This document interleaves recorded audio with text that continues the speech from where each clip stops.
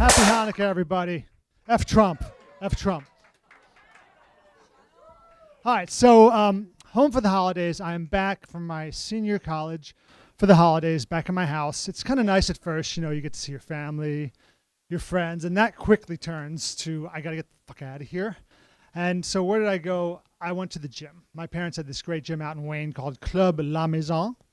I don't speak French, but it's Club the Mansion or something. It was a nice gym. And so I'm working out my frustrations, my angers. And I see this woman. She's working out near me. And let me just say straight off, I've never tried to pick a woman up at the gym, at the bar, at the library. I just don't do that in public. It just seemed weird. But I was very struck by her. So I approached and introduced myself. And she liked my necklace. I had this Rasta necklace at the time. Don't ask. Not like you could ask. You're a group of people and I wouldn't answer. Anyway, so we got to talking and she seemed interested. So I asked her what she was doing this week. I was home for the holidays. She said, yeah, we'll go out. I'm like, great. So she told me where she lives out in Villanova. She said, when you come to the house, there's like a code. You got to punch your way in. And I was like, great. I'll be there tomorrow night. Excellent. So I drive out. I go up to the gate. I punch in the code and the gate opens majestically, and I drive up this really long driveway, and I'm expecting like it's a a complex of some kind. It's not. It's just one big La Maison, like this massive mansion. I pull up, and there's like a cage of like two Dobermans, like right there barking at me. It's like I feel like I'm walking into a movie. And I go in the front door, and I meet her mother. I could not place where she's from, some kind of Scandinavian descent. I couldn't figure it out. But then I finally got to see Bianca. So I picked her up. We head out, had a really nice date. I found out that she's a QVC model. And I'm like, score, I'm dating a model, right? And she has a Porsche. I'm like, oh my God, what? So we come back to the house later that night, and I go into the family room. And this is like the family room if you were the Jacksons, right? It was just massive. And, I'm looking on the wall, and there's a picture of this guy singing. And I ask her, who's that? And she goes, that's my dad. He sings. I'm like, well, cool. My dad plays tennis. So, it's hobbies are great things.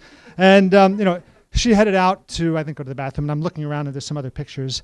And I see this photo on the wall of her mother, who I met, Barbara Bush, George Bush, and Chubby Checker. Wait a second. Her name's Evans, not Checker. I'm like, oh my God, this is Chubby Checker's daughter. And at that point, I could have actually spoke to her about it, discussed it. I just clammed up. I couldn't discuss it with her. I just felt like it was weird, strange. But we had a great time, and we saw each other a couple more times, and I went back to school, and we did kind of the long distance thing for a little while. So, she came up and visited once, and she went back. And so, I'm up at school, and, we worked this thing out. She's on QVC, and so she'd make these like special little hand signals for me. And it was really, and I'm like the only guy in this house of 6 guys watching QVC it was like pathetic. So one night I got a phone call. One of the guys grabs it at the house, and this is before cell phones. We had like one phone in the house. And so they hand me the phone. And I'm picking up. I'm like, hey, Brian, how you doing? And I hear this like feet, and out from behind comes all my friends in the house, and I'm talking to her, and all of a sudden I hear, "Come on, baby." And they start just singing it right behind me. And I'm on the phone. Stop. Well, we were out of the closet. I obviously knew. I had told them, come on, I'm a guy. And so we discussed it. And, she was like cool about it. She understood that, I said, listen, I wasn't going to let you bring it up to me. I wasn't going to be the one to bring it up to you. And, it was nice. And ultimately, though, long distance relationships, they do fizzle and die. And so this one did end, but I did learn one thing. So Chubby Checker, he got his name from Dick Clark's wife. She saw him perform, and she's like, he's like a little miniature Fats Domino, like a chubby checker.